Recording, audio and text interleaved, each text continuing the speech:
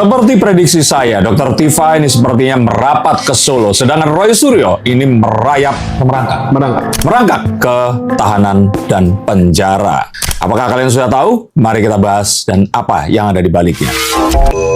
Halo Science Seekers, kembali berjumpa bersama saya Denny Darko. Tidak ada yang namanya misteri, yang ada adalah tanda-tanda yang kita semua coba untuk mengerti. Seperti ramalan saya, Roy Suryo ini akan tinggal sendirian dan hanya dialah yang seorang diri akan mencicipi sekali lagi dinginnya lantai dan juga jeruji besi di penjara nanti. Apa yang akan terjadi? Mari kita lihat kartu-kartunya. Oke, Mas. Setelah dokter eksepsi ya, kalau kita bilang eksepsi dokter Tifa ini pembelaan atau mungkin sanggahan lebih tepat, dikabulkan oleh Majelis Hakim Pengadilan Negeri Jakarta Timur gitu, yang karena memang kesalahan susunan draft surat-surat tuntutan lah bahasanya. Oke, jadi ini adalah cacat formil. Iya, cacat formil. Jadi kalau di pengadilan itu ada formil dan material. Kalau material itu barang bukti, tuduhan dan juga bukti awal ya dan sebagainya. Dan pada akhirnya ini dikabulkan dan jadi ini persidangan Dr. Tifa ini mulai kembali dari awal karena memang ada cacat formil. Dan di mana kalau kita tahu maksudnya ini terjadi begitu ini dikabulkan, Dr. Tifa ini tiba-tiba bilang, Mas, dia mau hijrah dari kasus ijazah Jokowi. Nah, menurut Mas Denny sendiri, apakah memang ini sudah ada obrolan antara Dr. Tifa dan juga pemilik Tembok Ratapan Solo atau seperti apa? Jempol, ini lebih bagus daripada pura-pura pakai kursi roda. Ya, kita tahu ada siapa lah ya di sini ya. Satu orang atau berapa orang? Nah, artinya dari kartu The Ten of Swords ini kita tahu bahwa dia pun itu sudah pusing dengan apapun yang terjadi. Ya jelas pusing lah, ngeributin, ngomongin ijazah ini palsu, tapi berdasarkan fotokopi atau image yang ada di sosial media. Kan nggak masuk akal, betul kan? Bahkan saya pun bertanya kewarasan orang yang masih meributkan hal itu tadi. Maka ini adalah sebuah, ya mungkin akhirnya setelah sidang S3, mungkin akan dapat gelar S3. Buat apa dia berpikir punya gelar S3 kalau harus di penjara? Jadi kalau saya boleh katakan, Dr. Tifa memilih jalan yang tepat. Dan apakah ini setelah direstui oleh pemilik Tembok Ratapan di Solo, kita akan bicarakan nanti. Tapi Dr. Halu saja sowan datang ke sana, apalagi hanyalah segelintir Dr. Tifa saja. Jadi nanti kita akan lihat, tapi kalau menurut saya ini benar terjadi, sehingga nanti akan menyisakan Roy Suryo dan kaos-kaos bergambar lucu-lucunya itu tadi. Oke, Mas, tapi walaupun maksudnya sekarang dia bilang udah hijrah dari apa ya bahasanya, udah berhijrah dari kasus ijazah palsu Jokowi ini, alasan terbesarnya dia menurut keterangannya dia di beberapa program yang dia datang juga bilang adalah sebenarnya tugas saya itu sudah selesai di Agustus 2025 kemarin karena sudah menerbitkan buku. Jadi buat apa sekarang saya ributin lagi dan saya berjuang di sini, bahasanya seperti itu. Jadi kita tidak usah mengulas masalah ijazah Jokowi lagi. Nah, menurut Mas Denny sendiri, apakah ini juga ada mungkin ya kalau kita bilang pada akhirnya turn back-nya Dr. Tifa ini ada pengaruh dari orang-orang sekelilingnya dan juga keluarganya yang menyarankan seperti itu? Saya kira iya, dan jelas. Dan dia lebih memilih ya sebagai seorang ilmuwan atau seorang peneliti, dia memberikan apa yang dia teliti dan dia kira itu benar. Dan kalaupun ternyata ya betul seperti yang dikatakan bahwa dia memperjuangkan dan dia tetap mempercayai ijazah Jokowi ini palsu, ya nggak apa-apa. Yang bermasalah kan kalau seandainya ini dibesar-besarkan terus kemudian dihebohkan sehingga membuat beberapa orang yang terkait ini merasa tidak nyaman. Makanya pun yang terus kemudian dipermasalahkan ini bukan mengatakan bahwa saat Dr. Tifa meyakini ijazahnya ini palsu, terus kemudian ya Pak Jokowi ini marah. Enggak. Bahkan kalau menurut saya tidak mempercayai atau menganggap Tuhan atau apapun itu palsu, itu ya silahkan aja, manusia memiliki hak itu tadi. Tetapi mengajak orang lain, terus kemudian menghasut, terus kemudian muncul di podcast dan melakukan itu kalau itu Roy Suryo ya, Dr. Tifa jarang yang melakukan itu. Nah inilah yang sebenarnya dipermasalahkan, sehingga saat terus kemudian ini terjadi, dia mau berhenti, ya kayaknya Pak Jokowi pun akan mempersilahkan. Dan apakah ini akan berkaitan atau sudah berkaitan? Saya ingin katakan bahwa kalaupun nggak berkaitan, Pak Jokowi pasti akan mengerti, oh ya sudah, nggak mau cari ribut, ya silahkan. Tapi apakah berkaitan, nanti kita akan bahas lagi.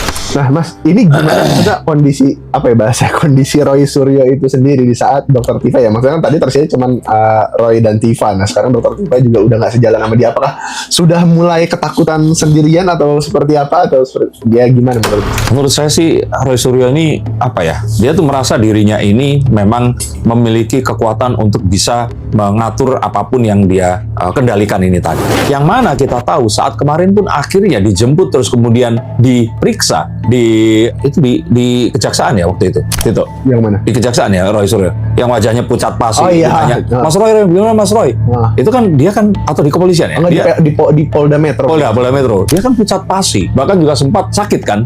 Mengaku sakit saat itu. Gula darahnya turun dan sebagainya. Maka sejatinya dia harus tahu bahwa keberuntungan ini nggak selalu berpihak kepadanya. Dan kartu ini bisa saja akan jadi terbalik dan apapun yang akan terjadi, ini malah akan melawannya kembali.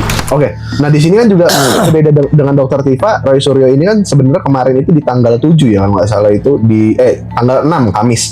Di tanggal 6 itu juga ada sidang pra peradilan yang udah diajukan dan juga ya ternyata Mas Roy Suryo harus kalah lagi. Dan menurut Mas Denny ini memang berarti nantinya Roy Suryo ini akan masuk ke sidang utama di saat Dokter Tifa ini udah dibebaskan ya, atau Ya, dan dihilangkan. kita akhirnya tahu skenario Solo itu selama ini seperti apa. Makanya, dan dia mengetahui bahwa dengan Dokter Tifa ini maju terus dan Roy itu tidak, saya sudah katakan dari awal ini pasti akan terpecah. Dan memang itu yang terjadi. Dan Dokter Tifa ternyata memilih untuk berdamai. Sedangkan Roy Suryo dengan semua hinaan, caciannya kepada Pak Jokowi, ya saya pikir begitu ya, dan saya duga begitu, itu pasti akan sulit. Dan bahkan kalaupun Roy Suryo sekarang menyembah-nyembah minta ampun, saya pikir dia akan tetap diproses.